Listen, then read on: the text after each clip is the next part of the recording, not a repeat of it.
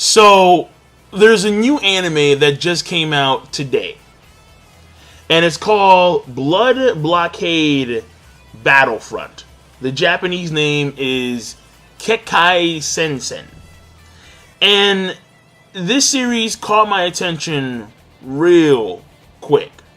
I watched the first episode and I was like, what in the name of whatever sky god you believe in is going on in this bitch? Shit. I like this. My eyes are glued to the screen. I'm hooked. My goodness, it's pretty good. The first episode kind of just, took me from my seat. Like, whoa, you gotta watch this. I'm like, damn, all right, shit. So forceful. Why are you so forceful? We just met. My goodness. Listen, hold on. First of all, this series reminds me of a lot of other series. And I'm not saying that they took elements of these series per se. I'm just saying that it reminds me of these series. Number one, Kill la Kill. It's very fast, but also when you have, and I'm not saying it's as fast as Kill la Kill, but it is fast nonetheless. But number two, when the characters in this series do their special moves, they have the Japanese kanjis going across the screen. Doom, doom, doom, doom, doom, doom. I'm like, okay, I've seen that somewhere before, and that was pretty cool.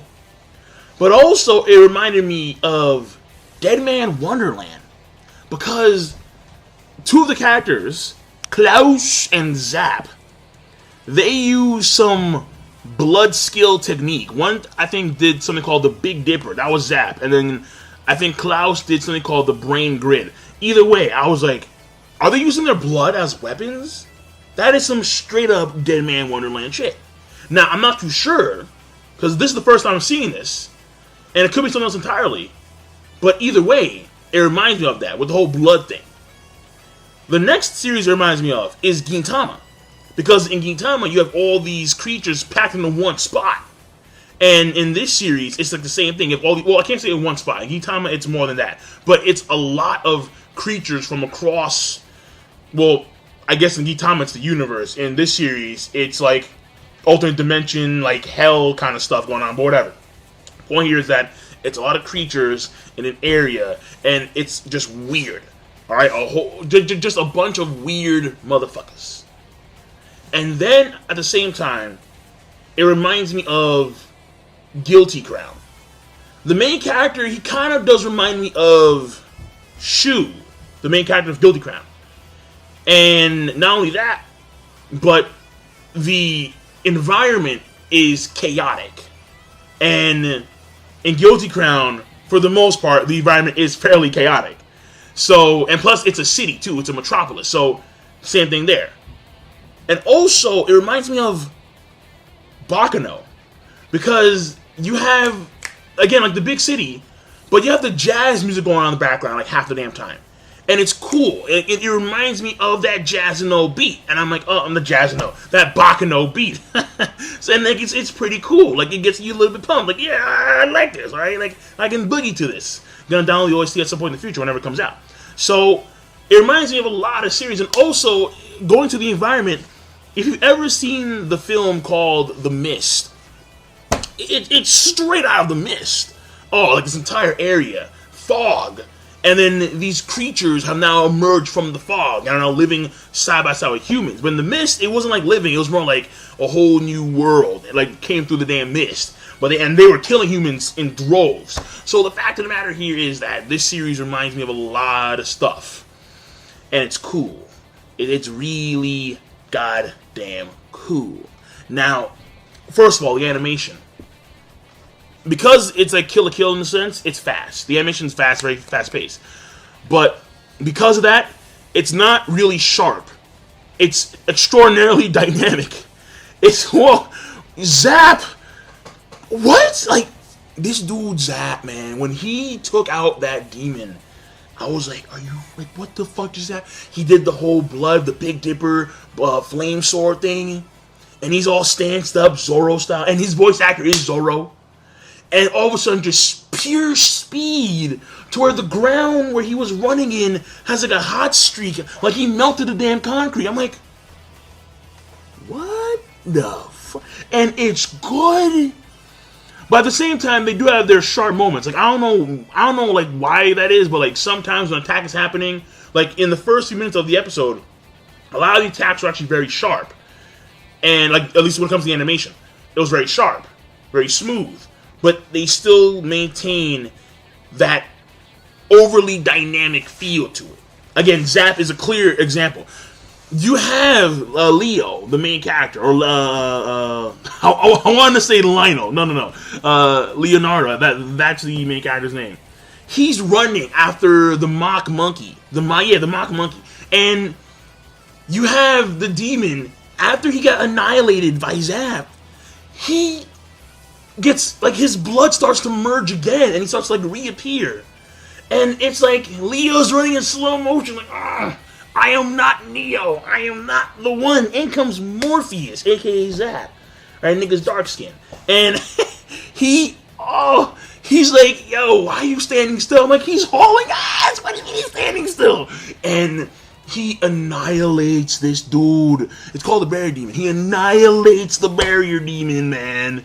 And, like, he does the sword. Out comes a string. He's flinging this thing around damn New York. Or I should say, Jerusalem lots. That's what it's called now. I don't know why. Whatever. And friggin' has a match, because that's his main kind of power, the match. That's where all stuff comes from. He just clicks that thing, and then boom, the dude gets incinerated. That was a cool ass scene. That was nasty. Even Klaus, when all these dudes, all these cops, right, the JLPD, Jerusalem's Lot PD, they come in there, they're thinking, okay, it's these guys, and their organization is called Libra, and in comes Klaus, like, nah, we ain't having that shit. Light up like Wonder Twins over here, and then just, and it's just a cyclone of blood. I'm like it's what? Like, it's epic. It's bona fide epic. All right, like, no, seriously, like, no doubt about it. So the environment is New York, which was based. So let me go back there, right? Because the pacing is, you know, it is what it is, and animation is what it is. But let me give you a sense of what is the environment. New York apparently is no longer. New York City. Let me be more specific. Because there's a state called New York. But, I mean, where I'm from, in New York, like, there's only one New York, and it's New York. That New York, motherfucker. Either way. You have New York, which was New York City, Manhattan, which was taken over by this fog. Like a portal opened, and then out come these creatures from, like, another world. Or from other worlds, plural, I'm not too sure. And it's been there for 3 years. And instead of these creatures, you know, attacking humans and killing humans, they're actually living side by side together. These creatures and humans. And the entire world has come to accept that. And what is abnormal to most, pertaining to the city at hand, is normal to the humans that actually live in the city. So they chill, they hang out with these monsters. And what's amusing about this is that it's so strong, like, the integration is so potent to the point where even, like, restaurants are serving, like, monster food. And, like, for example, there's this diner that the main character chills at, and then the waitress, or the hostess, whatever her name is, Vanessa? Something like that? Whatever. Here's the point. She serves, like, this burger. And in the burger, instead of actual, like, you know, beef or chicken, it's some weird mutated, like, bug that's still alive. I'm like, nah, man. Like, not even Torgo using that shit. Nah, man, not even Torgo. So, point here is that it's very fascinating. Again, a very Gintoki-esque thing, where the monsters are integrated so strong in society, in now what is called Jerusalem's Lot.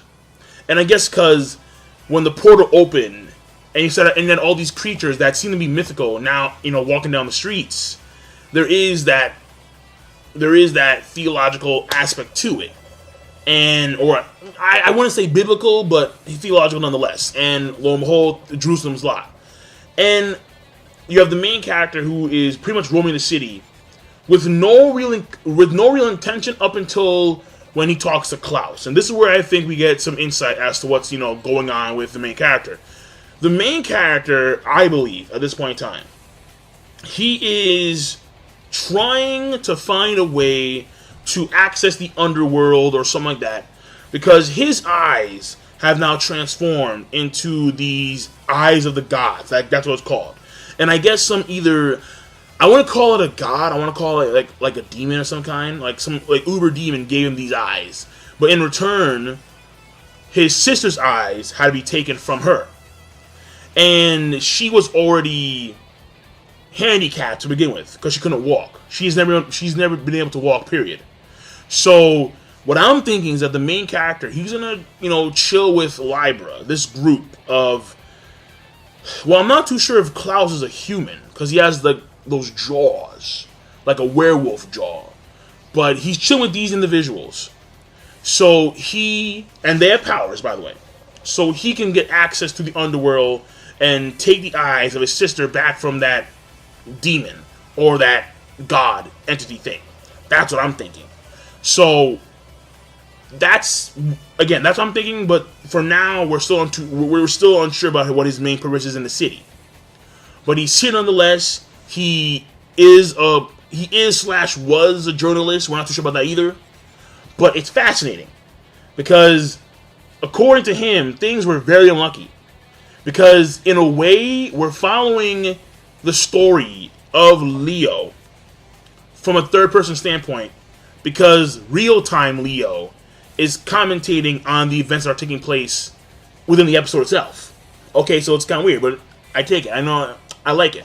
And for the most part, what I have to say is that it looks like, given the context of the very first minutes of the episode, which appear to be 6 months in the future, pertaining to the majority of the episode, it looks like the monsters in the city start to go rampant, or they're being controlled by what is now the bad guy, or at least I'm assuming he's the bad guy of the series, Femt, like Crusader of Darkness, or some shit like that. And then this guy, he's off the fucking wall, man. This guy, he's goddamn everywhere. He's super animated, and he's just like, he's funky. The dude is funky, all right? He has some funk in him, and I like him to a certain degree. I really do, all right? Because he has spunk. And he's really fucked up. Because the whole thing in this episode was that he had this one demon pop out of a monster. Because he had some gate. And the gate was inside the monster. A robber. Who was captured. And then the demon pops out of the monster. Starts killing all these people. And then there's another half of the monster. Because the monster's like in half. The other half of the monster is apparently like attached to this flea that's attached to the monkey. This mock monkey that steals Leo's camera, which he, follows, and the monkey's still around, opens the gate, and then they gotta, catch the monkey. And that's how things pretty much unfold. And they wind up catching the monkey, and instead of killing the monkey, he actually kills the flea, because he can see that the flea has the gate markings on it, because of his eye, that was given to him by this god demon thing, which took his sister's eyes. So it's a very fascinating turn of events. Someone who was unlucky because apparently working some really shitty minimum wage job, he didn't even have food to buy. He didn't have money to buy food, like regular old food, and he's only living off of coffee. And I'm pretty sure some folks know, trying to live off of coffee alone is not fucking healthy. It's just not. And yet, here, his unlucky streak comes to an end when he meets Libra. So, it was pretty cool how things turned out, how things panned out. And I liked it a lot, I really did. So, the episode. Well, I'm on board. I'm on board. I think it's pretty good. I think I'm going to say good plus, because it caught my attention, and I'm here. Good plus to great. I want to say it was great. Fuck, people say it's great. Yeah, we're going to say it's great. And I'm looking forward to how things pan out. I mean, you get an idea as to how things are going to pan out based on the few minutes of the episode, because it is the future. And then he wrote a letter to his sister who can't see anyway, but apparently she's somehow reading the letter, And I think maybe there was like Braille. I may be wrong about that. I don't know. But either way, the whole point here is that it's cool. And I'll leave it at that. So here, my name. As always, rate the video, comment, subscribe. I'm gonna stop rambling. And again, not that hard. Rate, like, dislike. I don't care what you do. And that's it. So if you're on board like me, no, the captain of this ship extends his hand. Well, I can't say I'm the captain, but fuck it. We on this shit, bitch. Let's enjoy the ride. Let's enjoy the party, alright? Have a nice one.